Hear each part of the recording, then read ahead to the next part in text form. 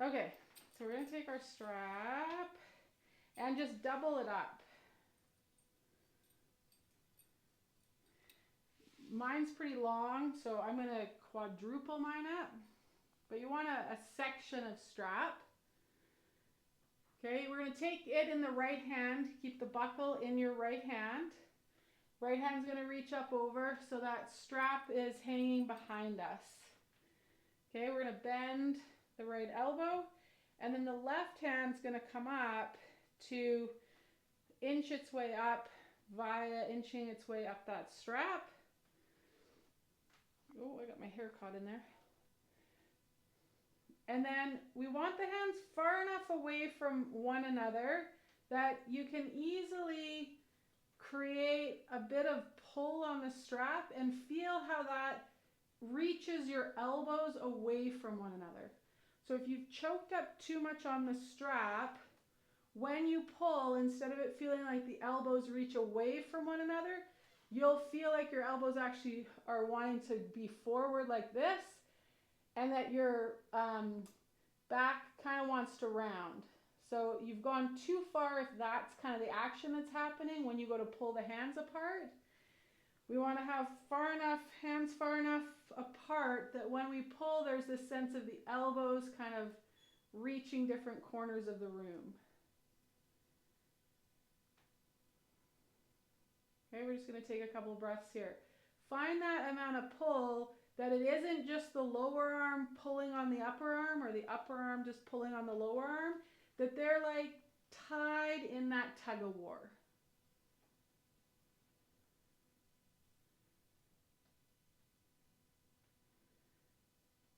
Okay, now I want you to pay attention for the last few moments here about the wrists. So if my wrists are this way and I pull, it's going to create one kind of action. If I think of the outer edges, so the pinky sides of both my wrists, trying to pull away from one another, that's going to change what I feel through the arms and the shoulders. So play a little bit with where your knuckles are kind of wanting to pitch behind your back. Take 2 more breaths, and then we'll let go of that. Just let the arms come to your side. Notice what you notice, and we're going to do the other side. So you're going to put the strap in your left hand. Reach that left hand up over top. And then lower that strap behind.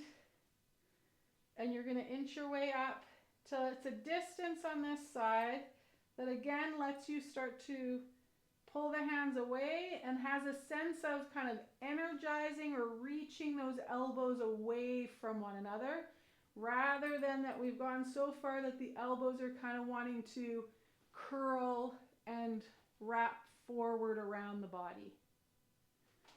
Okay, so we want to go for this, that they're reaching away from one another and us. And again, play with kind of the action of the wrists, so that we have this sense of the googly eyes at our shoulders, our low ribs, and our hip points, especially our shoulders and our low ribs, that they're kind of able to like just look forward or slightly away from one another. 3, 2, and then we're going to let that go. Release that strap. Let those arms go. Okay, we're going to put that strap back in the right hand. This time when we do it, our focus is going to be, instead of this like tied tug-o-war that's happening, we're going to we want a distance through the arms that lets that top arm be able to lead, and we want the strap long enough in the distance between the hands that it lets us be able to have a sense of folding the upper arm, straightening to fold up that lower arm, and then the lower arm folding or straightening to fold up the upper arm. So you want enough space between the arms that gives you enough range for your body that it feels happy with how much you can fold up that lower arm, and it's happy with how much you can fold up that upper arm. And we're just going to reach and pull with those arms. And then the other thing I want to draw your attention to is that as we're flossing, that we think about those low ribs, them reaching back. So almost that T7, T8 kind of rounding more than it's extending. Okay, and then we're going to let that go. And we're going to switch hands. I'm going to place it in the left. And who's up and who's down is going to switch. And give yourself enough space between the hands again on this side.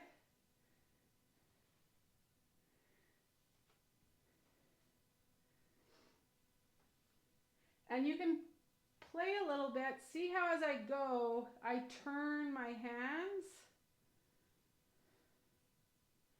Or I roll them.